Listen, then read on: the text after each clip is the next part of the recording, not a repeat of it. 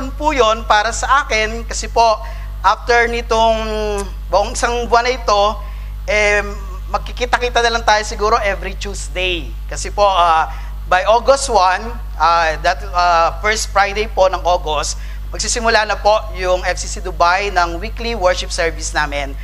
Every Friday po yon 2:30 to 5. Kaya pansamantala, hanggang kailangan na nandoon kami, doon muna po kami mananambahan sa gawain ng Panginoon. Kaya every Tuesday na lang siguro po kami magkikita. Hindi niyo po ako nakikita ng Sunday, hindi ko ginadjustify yung absent ko po. Pero meron po ako kasing Bible study ng Sunday. Pero noong nakita ko po yung schedule ni Pastor, medyo naguguluhan ako doon sa schedule kasi may Friday, may Saturday, may Sunday, tapos may Tuesday. Tapos alam ko din na si Pastor Saldi, wala. So parang alam ko kung ano yung nasa isipan ko agad. Sabi ko, Pastor, sige, akin na lang lahat na ng Sunday. Para, yun lang yung iniisip ko, Sunday lang, para wala na akong ibang iniisip na activities. So, purihin ng Panginoon dahil po nagkaroon tayo ng chance na magkasama-sama. Ganito pala yung feeling ng TGIS worship service. Parang hindi naman magkakaiba, pero yung mga muka hindi masyadong familiar sa akin yung mga nasa gawain ngayon. At salamat sa Panginoon dahil talagang napakarami pala nating magkakapatid talaga sa ating Panginoon. Hayaan niyo munang magsimula ako sa isang kwento tungkol kay Jessica. Si Jessica, hindi si Jessica Sanchez, hindi rin si Jessica Soho. Basta ang pangalan niya, Jessica. Adventurous si Jessica. At one time, sumama siya doon sa mga kaibigan niya para mountain climbing. Tumakit sila ng bundok. Hindi siya masyadong biyasa, pero inaasistihan siya ng kanyang mga kaibigan. At habang paakit sila ng paakyat, meron nalaglag na isang lubid at tumama sa kanyang muka na naging dahilan para yung kanyang contact lens matanggal. So, sa pag-akit niya, hirap siya na isang mata lang yung nakakakita sa kanya na maliwanag dahil isa niyang contact lens natanggal nga. So, parang nahihirapan siya doon sa kanyang pag-akyat at naalala niya yung verse na nagsasabi na ang mata ng Diyos ay nasa lahat ng dako, lalo na ng kanyang mga anak. Kaya pinag-pray niya talaga na sabi niya, Lord, kung saan man bumagsak yung contact lens ko, imagine, nasa bundok sila, nasa medyo kasabay ng bundok, mga kagubatan, mga puno, tapos ano doon yung desire niya na sana makuha pa yung contact lens ko. Kaya noong nakaakyat na sila doon sa ibabaw ng, hindi naman sa pinakaibabaw ng bundok, pero medyo patag na, nagtanong-tanong siya, kinapakapan niya yung kanyang buong damit, baka may malaglag na contact lens, ganun din yung ginawa niya sa kanyang mga kasamahan. At unfortunately, hindi niya nakita yung contact lens. So pababa na sila, meron na namang isang grupo na dumarating ng mga mountain climber din. Tapos, may sumigaw na isa. Meron ba diyang nakalalaglag ng kanyang contact lens? Nabuhayan si Jessica. At sabi niya, sa akin yan. Saan mo yan nakita? Kasi habang umakit ako at nakikita ko, siyempre doon sa yung mga mountain climber, talaga yung mukha nila halos nakadikit na sa mga bato. So, pagkita niya, meron daw isang langgam na buhat-buhat yung contact lens. Kaya kinuha niya at alam niya na may pag-aari ito ng isa doon sa mga climbers din. Kinuwento ni Jessica yung kwento na yon sa kanyang tatay. At nagkataon yung tatay niya, isang cartoonist. Ito po yung pagkakadrawing ng tatay ni Jessica sa pangyayari. Ayan. At hindi yan, inisip lang yan ng tatay niya. Ito yung caption na binigay ng tatay niya. Sabi ng tatay niya, Lord, I don't know why you want me to carry this thing. I can't eat it, and it's awfully heavy. But if this is what you want me to do, I'll carry it for you. So yun yung caption, na parang inisip ng tatay ni Jessica, na nang buhat-buhat, nitong langgam na to, yung isang bagay na hindi niya maintindihan kung ano. at lalong hindi niya makain. At para sa kanya, ano bang klaseng bagay na ito? Pero ang sabi daw ng langgam, Lord, sige, kung gusto mong buhatin ko to, okay, fine, bubuhatin ko to para sa iyo. Ito po ang kwento natin ngayon. Gusto ko pong ibahagi sa inyo ang paksang ang kwento ni Matuwid. Bakit po na kwento ni Matuwid yung ating Sino po yan? Si Matuwid. Makikita po natin na ang kasaysayan po ng Genesis, mission man tayo, no? Paano natin i-connecta? Lahat tayo kasi parang pag narinig nyo yung mission, lalo na pag nakikita nyo si Kuya Albert, o kaya ako, parang nakikita nyo lagi na isip nyo, nako, mag-share na naman yan. Ay, nako, mangangampanya na naman yan para sa Operation Go. Mangangampanya na naman yan sa Friends Day. So parang naisip ko na, para hindi na kami mapagod sa pangangampanya, sa mga gawain para sa mission. Siguro dapat umpisahan natin yung misyon sa sarili natin. Kasi kapag nakita mo na yung sarili mo na hinulma na ng Diyos, pag nakita mo na yung sarili mo na ready ka na doon sa pinapagawa ng Panginoon sa iyo, alam mo, wala nang pwedeng tumulak sa iyo. Magkukusa ka doon sa gawain na pinagagawa ng Panginoon sa iyo. Yung Genesis po ay kasaysayan ng paglalakbay ng isang lingkod na Diyos na una niyang pinili para gamitin niya, para ipahayag ng Diyos yung kanyang misyon sa sanlibutan. Yung isang paglalakbay na punong-puno ng kakaibang mga emosyon, punong-puno ng ups and downs sa kanyang buhay. Pero nasumpungan niya yung kanyang sarili doon sa platform na kung saan magiging matatag siya sa kanyang pananampalataya. Hayaan niyo pong basahin uli natin Genesis 15, 1-6. After this, the word of the Lord came to Abram in a vision. Do not be afraid, Abram. I am your shield, your very great reward. But Abram said, Sovereign Lord, what can you give me since I remain childless? And the one who will inherit my estate is Eliezer of Damascus. And Abram said, You have given me no children, so a servant in my household will be my heir. Then the word of the Lord came to him. This man will not be your heir, but a son who is your own flesh and blood will be your own heir. He took him outside and said, Look up the sky and count the stars, if indeed you can count them. Then he said to him, So shall your offspring be. Abram believed the Lord, and he credited it to him as righteousness. Alam niyo, meron na lang dalawang religion sa mundong ito. When we say religion, it's not necessarily yung mga, alam natin religion na ganito, ganyan, ganyan. Pag sinabi, pag tinignan natin, chinek natin yung religion, ito yung pananampalataya, ito yung paniniwala para doon sa inaasahan mong bagay para sa buhay mo. So yung isang klase ng religion, yung nagsasabi na yung para ma-achieve mo yung lahat ng bagay, kailangan mo yung sarili mong sikap. Para magsikap ka, gawin mo lahat, magtatagumpay ka. Pero yung isang klase naman ng religion ay nagsasabi, kailangan mo ng tulong mula sa isang makapangyarihan. At kung sino yung makapangyarihan na yun, hindi natin alam. Pero alam natin na merong isang makapangyarihan na tutulong para ma-accomplish mo ang lahat ng mga bagay.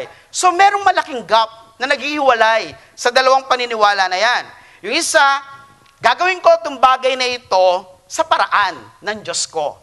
Sa paraan ng makapangyarihan na Diyos. Pero yung isa, gagawin ko sa paraanan na gusto ko. At walang pwedeng makialam sa bagay na ito. Yung isa, human effort.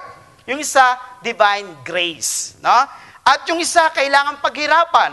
Pero yung isa, regalo yan eh. Hindi mo kailangan paghirapan, ibibigay yan sa iyong kusa. So, makikita po natin doon sa mga verses na binasa natin, lagi natin naririnig, Abram, Abram, Abram. Hindi po yan parang deviation ng Abraham. Magkaiba po yung pangalang Abram sa Abraham. Pag sinabi natin Abram, ang meaning po niya ay exalted father. No? Pero pag sinabi natin Abraham, na pinalitan ng Diyos mula sa Abram, ginawa niyang Abraham, yung Abraham naging father of all nation. Iba yung exalted father doon sa father of all nation. So kung paano naging father of all nation, si Abram, ay makikita po natin na paano siya nagtiwala, paano siya nanampalataya sa Panginoon, paanong binilang ng Diyos yung kanyang pananampalataya bilang isang matuwid na bagay sa harapan ng ating Panginoon. Paano ba tayo magiging matuwid sa harapan ng Diyos? Parang mahirap isipin.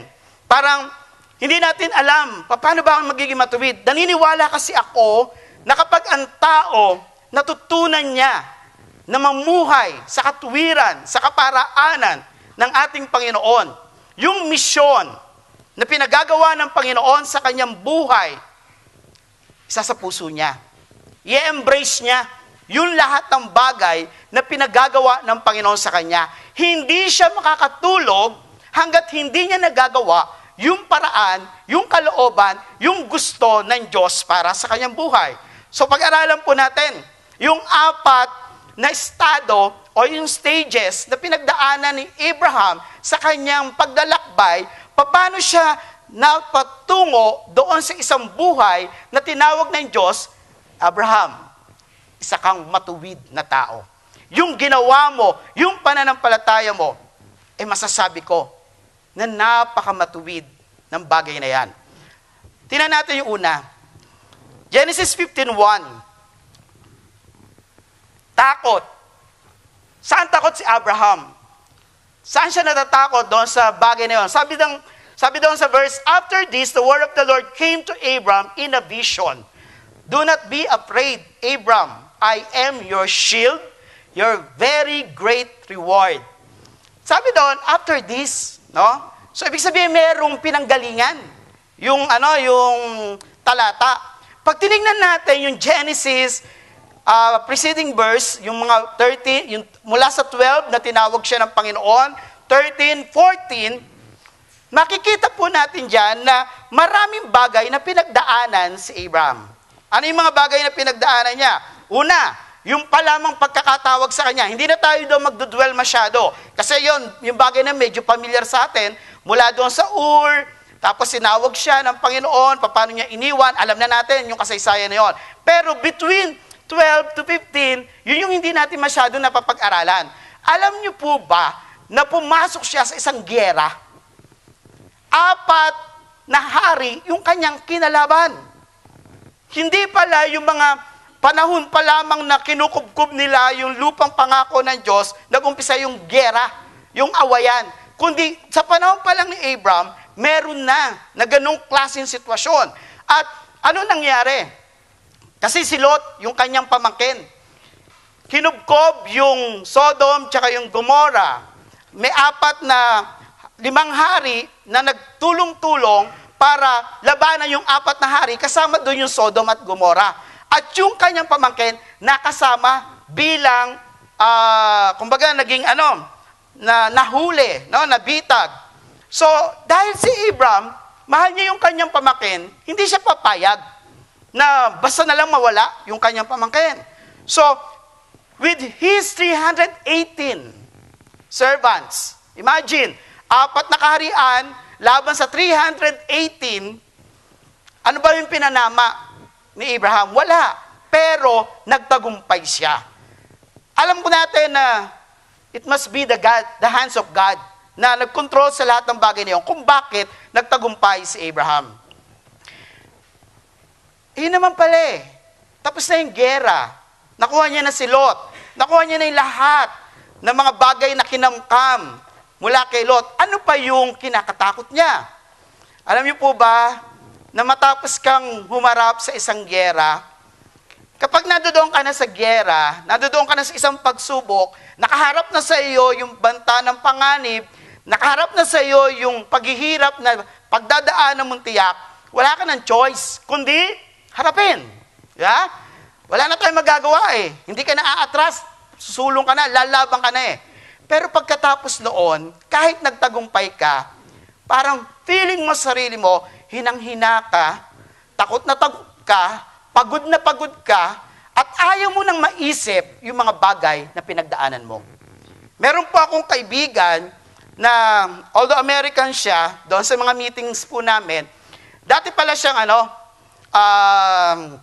army ng US na napadala sa Vietnam. Tapos ngayon po, para nag-iba na siya ng kanyang linya, noong panahon daw, na pag-uwi niya, pagkatapos ng gera, at namumuhay na siya ng normal, ilang gabi, halos ilang gabi, nagigising siya, sumisigaw siya. May mga pagkakataon, umiiyak siya. May mga pagkakataon na hindi niya alam kung ano yung nangyayari. Takot na takot siya. Hindi yung epekto mismo ng gera nung panahon na yon ang nakakatakot kundi yung memory, yung lahat ng pinagdaanan mo, yung lahat ng mga bagay na hinarap mo nung mga panahon na yon. And I think, yun yung iniisip ni Abraham. Paano kaya balikan ako nitong mga 4 na hari na kinalabang ko? Paano ko kaya haharapin to ngayon? Okay, fine. Nanalo kami ngayon. Sigurado ba na mananalo uli kami sa susunod na labanan? Pagkatapos nun, may vision na binigay. Pag binabasa natin yung Biblia, every time na merong vision na inihayag ang Panginoon sa isang tao, yung tao na nakatanggap ng vision, paggising niya, takot na takot siya. Na?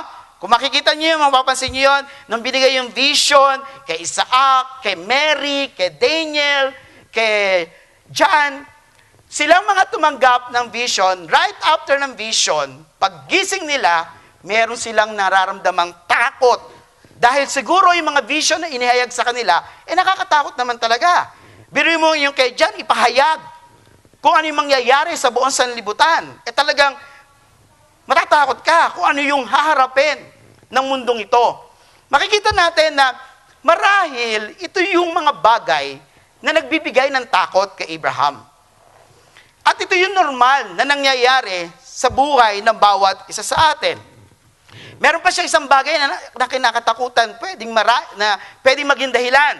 Matapos siya magtagumpay, yung hari ng Sodom, binibigyan siya ng reward kasi naipagtanggol siya pero hindi niya tinanggap.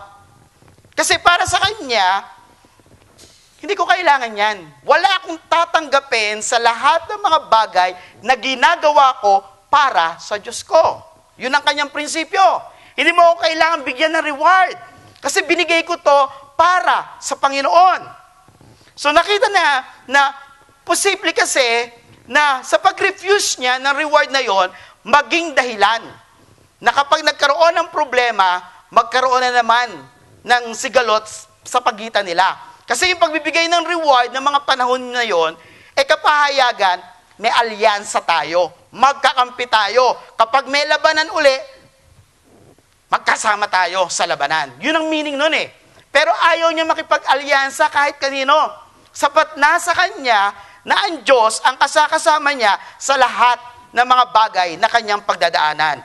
Posible mga kapatid, nandoon tayo sa kalagayan ni Abraham. Takot ka.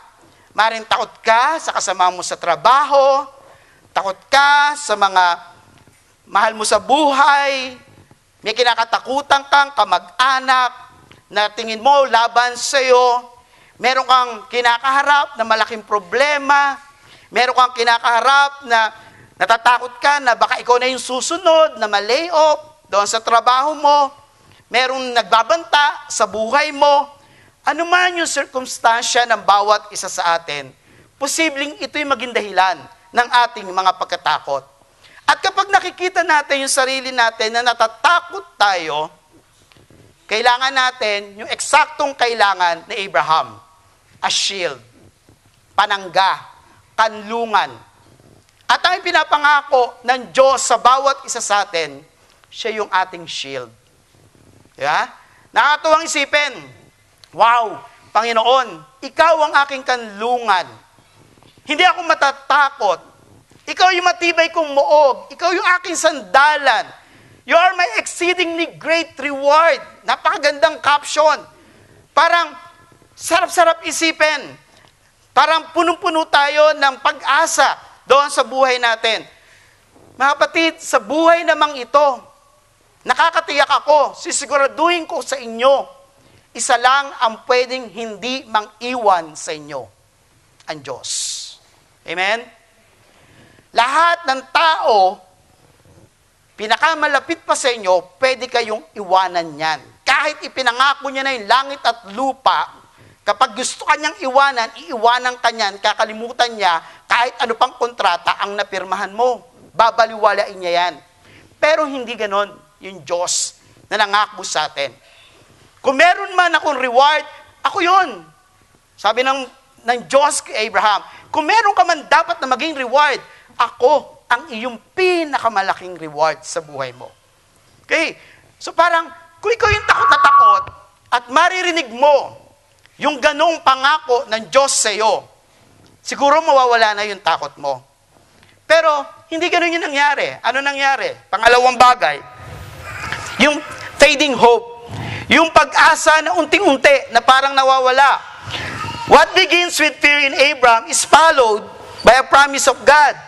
Yet Abraham responded to God with a rebuttal of fading hope.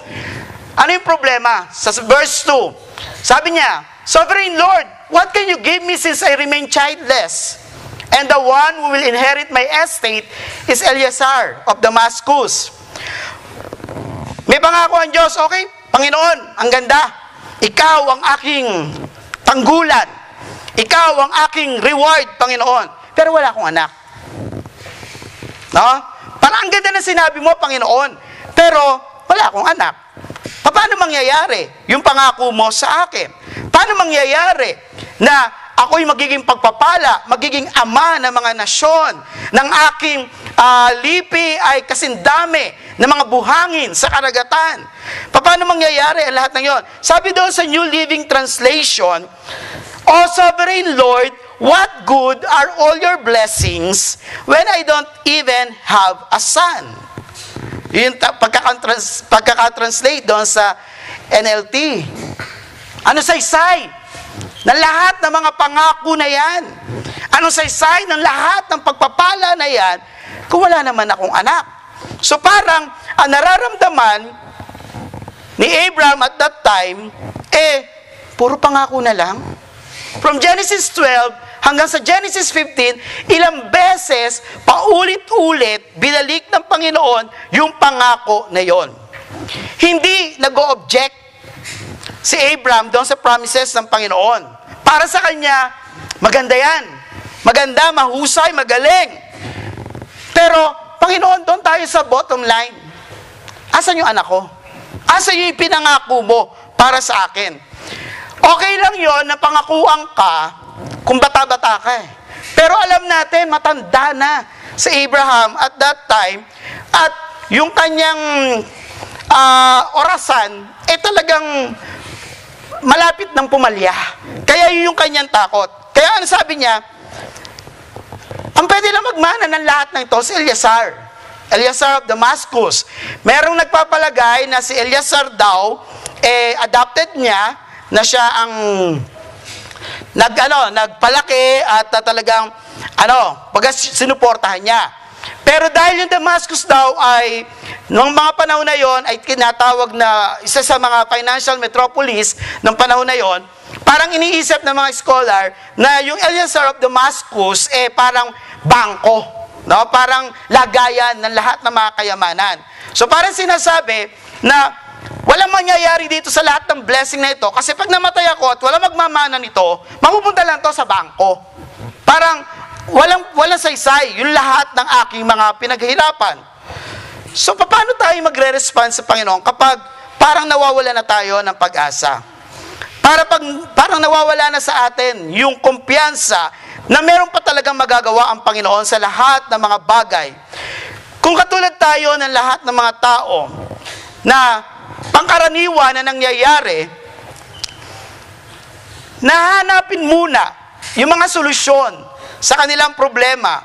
Kakausapin muna yung kanyang asawa, wala namang masama sa bagay na yon. Kakausapin muna yung kanyang boss patungkol sa kanyang problema sa trabaho. Kakausapin muna si Gento, pupunta muna sa ganyan. Kasi para maayos yung lahat ng mga problema. Pero meron lang isang bagay na sinasabi ang Diyos sa iyo. Ang sinasabi niya lang, psst, kausapin mo naman ako.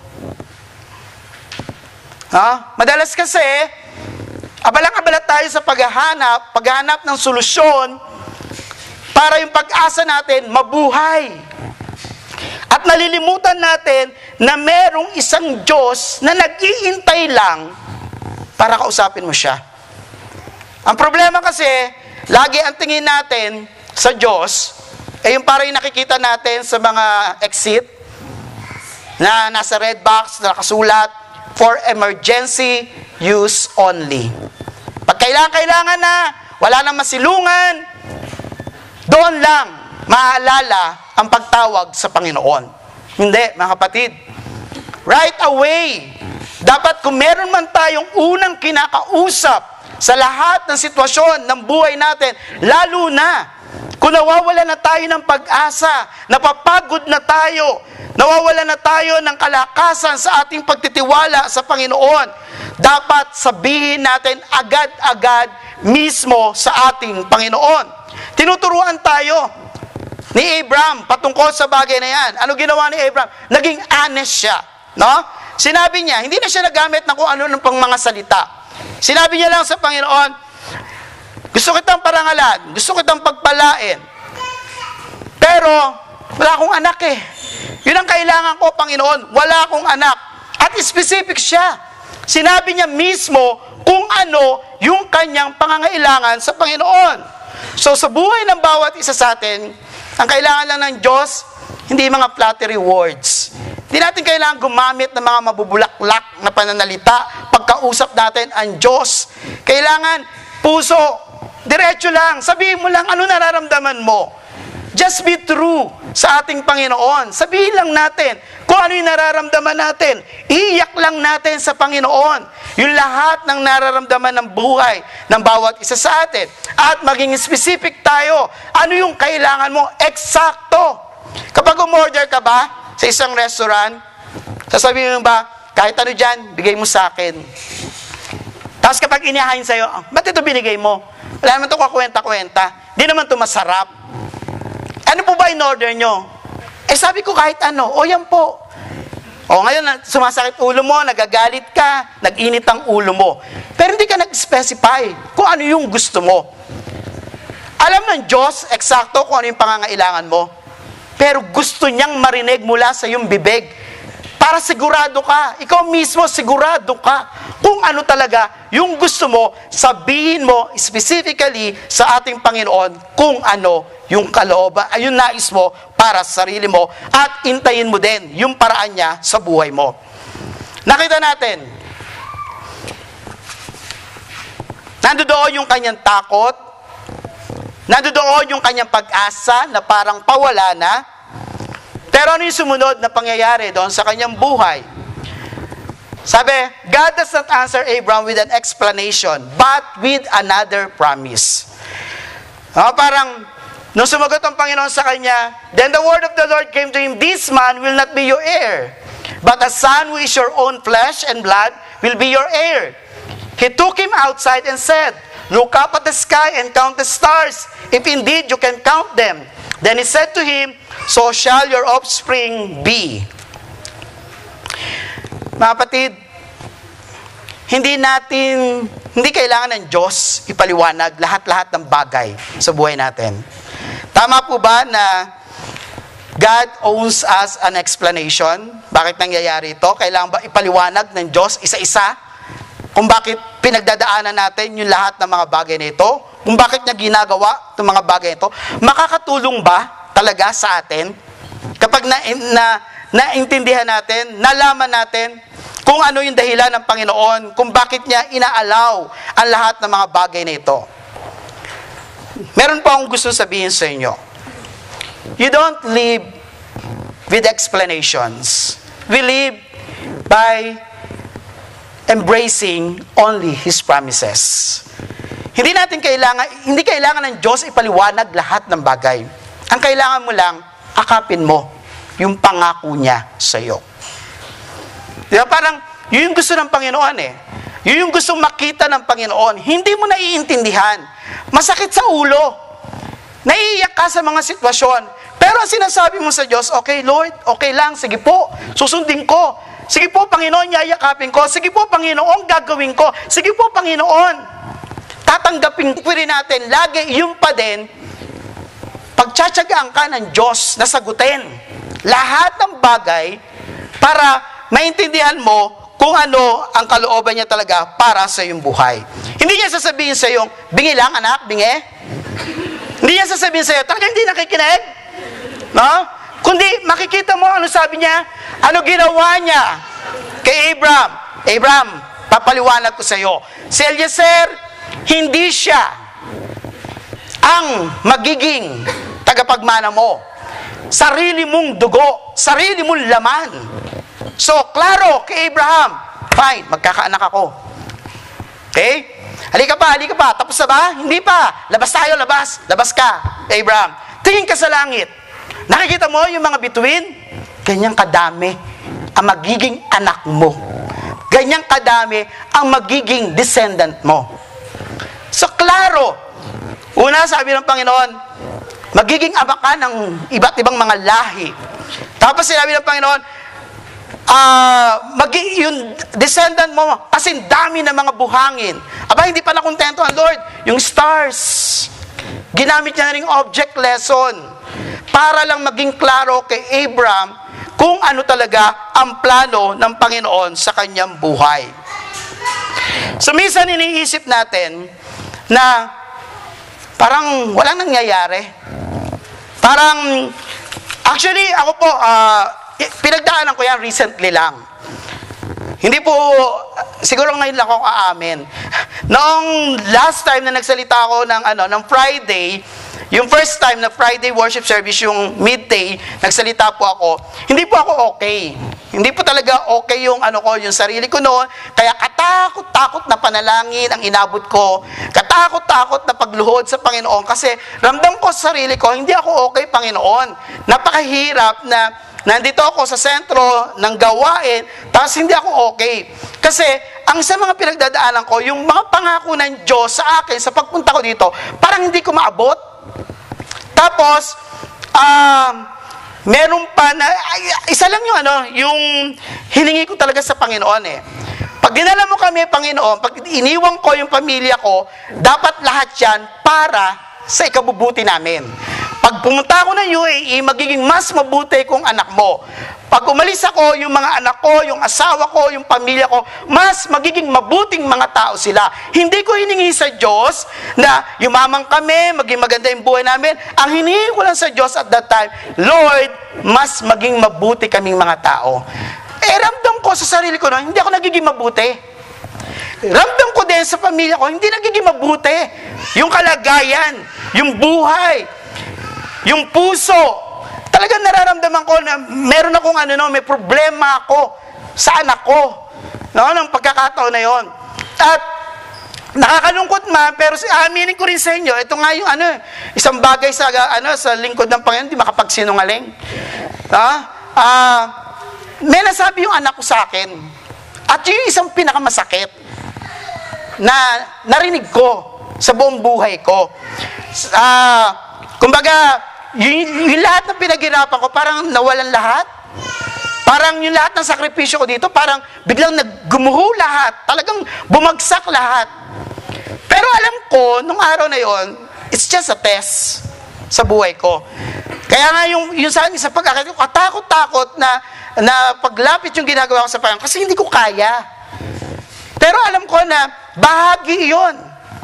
Nakatulad ng langgam, sinasabi ko, sige Lord, kung gusto mong pagdaanan ko to, fine. Ay, ko yun eh. Yun yung prinsipyo ko ngayon eh. Pag may pinagdadaanan, okay lang Lord, fine. Sige, kayanin natin. Kung gusto mong pagdaanan ko to, sige. Papayagan kita, Panginoon. Pero alam nyo, after nun, nagkaroon ng realization yung anak ko. Parang naging iba yung samahan namin lalo ngayon. Pero at the back of my head, parang iniisip ko pa rin, totoo na ba to? Itong mga nangyayari na ito na ba talaga yung kaganapan na dapat na maganap sa amin? So lahat yun, parang nawawala yung pag-asa. Pero ang makikita pa rin natin dito ay yung katapatan ng Diyos. Tapat pa rin ang Panginoon sa bawat isa sa atin na yung kanyang pangako, laging fresh. Yung kanyang sinabi, hindi magbabago. Hindi siya tao na yung kanyang pinangako, hindi niya tutuparin. Hindi siya tao na kaya niyang magsinungaling kapag sinabi niya sa iyo na gagawin niya yung isang bagay. Yun yung pwede natin panghawakan sa Panginoon. Na kaya nung sinabi ng Diyos, magiging mabuti ka dito, kahit ngayon parang hindi mabuti, alam mo at the end, magiging mabuti ang lahat. Alam mo din na kahit iniwan mo yung pamilya mo, dahil ipinangako ng Diyos na magiging mabuti sila, kahit hindi mabuti ngayon, at the end, magiging mabuti. Mga kapatid, yung sitwasyon mo ngayon, posibleng hindi kagandahan. Pero sigurado ka sa istorya ng buhay mo, yung dulo niyan, tagumpay. Isipin mo na lang yung pelikula ni Fernando. Na? Kahit ano mangyari, kahit mukhang patay na, at the end, buhay. Ha? Yung ganun din, yung laban natin. Kahit parang pagod ka na, parang wala ng pag-asa, yung pangako ng Diyos na bago ng bago at totoo, mangyayari at mangyayari sa tao na nananampalataya. Yung pang-apat, at dito po tayo magwawakas. Naging faithful. Makikita natin yung dulo, kapraso na lang. Sabi nga naman, Abraham believed the Lord and he credited it to him as righteousness. Tapos ang kwento. Nung sinabi ng Panginoon sa kanya na hindi si Eleazar, yung mga bituin na yan, ganyan yung mangyayari, ang sagot na lang ni Abraham, sabi, Amen. Alam niyo, hindi simpleng amen yun. Tayo kasi pangkaraniwan na sa atin, amen, amen, amen, amen. No? Pangkaraniwan na sa atin yung salita na yon. Pero kay Abraham, iba yung salitang amen. Yung amen doon, ibig sabihin, right on, so be it. At hindi lang ganon. Ang ibig sabihin na doon, to nourish, nurse, or support. Malalim yung kahulugan ng pagsasabi ni Abraham na, Lord, naniniwala po ako sa iyo. Yung paniniwala na nakita ng Diyos kay Abraham at that time, naging sapat para sabihin ng Diyos sa kanya, Abraham, you are righteous. Yung kwento ni Matuwid. Marami siya pinagdaanan. May takot siya, nawawalan siya ng pag-asa, pero pinanghawakan niya yung katapatan ng pangako ng Diyos at nanampalataya siya doon sa salita ng Panginoon. At dahil doon, tinawag siya ng Diyos na taong matuwid. So sa buhay ng bawat isa sa atin, makikita po natin na marami tayong mga bagay na pinagdadaanan. Yung pananampalataya, yung pagtitiwala, ay magiging dahilan para i-account din tayo ng Diyos bilang mga taong matutuwid. Sa journey natin ito, para maging matuwid tayong tao at maging banal tayo, okay lang na minsan natatakot ka, or kahit dalasan mo yan takot mo, okay lang na nawawalan ka ng pag-asa, pero pagkatapos ng lahat ng yan, panghawakan mo yung pangako ng Diyos at panampalatayanan mo. Kung titignan po natin yung ledger, na ako po yung accountant po ako, merong credit, debit. Kay Abraham, yung debit niya, bankrupt, zero, wala eh. Wala naman siya mapapagmalaki. Kahit na pinagpala naman siya ng Panginoon, kung tutusin, wala. Pero noong nanampalataya siya, ano kinredit ng Panginoon sa kanya? He is counted righteous by God. Tayo, ano naghihintay sa atin? Kamatayan dahil sa kasalanan. Yon ang tiyak na kahihinat na ng buhay ng bawat isa sa atin. Pero dahil tayo nanampalataya, we are declared righteous through the blood of Jesus Christ. Makikita po natin, mga kapatid, sa misyon natin, sa buhay natin ito, hindi tayo makakapagsimula ng kahit anumang gawain sa Panginoon kung hindi tayo magiging matuwid muna sa harapan ng Diyos. Hindi tayo makapagsimula ng kahit anong ministeryo, kahit simpleng gawain, hindi natin kayang tayuan kapag hindi ka nakatayo sa harapan ng iyong Diyos na banal. Hindi natin kayang lokohin ang Diyos natin. Hindi natin kayang laruin ang Diyos natin. Hindi natin kayang makipagpatintero sa Kanya. Kung ano yung white sa Lord, white yun. Kung ano yung black, black yun. Kaya kung harap ka sa Panginoon at gusto mong maglingkod sa Kanya, gusto mo siyang pagsilbihan, gusto mong igawin yung misyon ng Panginoon sa buhay mo, humarap ka sa Diyos na merong kabanalan, may katwiran, nagtitiwala, nananampalataya sa Panginoon, at ikaw ay ituturing ng Diyos na righteous sa Kanyang harapan. Nawa, yun yung una nating maging misyon sa buhay natin ngayon. Na, Lord, paano ba ako magiging matuwid sa iyong harapan? Panginoon, paano ba ako makikita sa akin yung katwiran mo, yung pagkilos mo sa aking buhay ay manahan sa akin. Tayo po'y sandaling yumukod at manalangin. Maraming salamat po, Panginoon, sa iyong mga salita. Kami po, Panginoon, ay mga tao na punong-puno ng takot, nawawalan kami ng pag-asa sa aming buhay, nawawalan kami, Panginoon, ng pagtitiwala sa mga bagay na pinangako mo po sa amin. Humingi po kami ng tawad kung nakikita mo ito sa amin, O Diyos. Turuan mo kaming magtiwala, manampalataya, panghawakan po namin ang lahat ng mga bagay na ipinangako mo sa aming mga anak mo.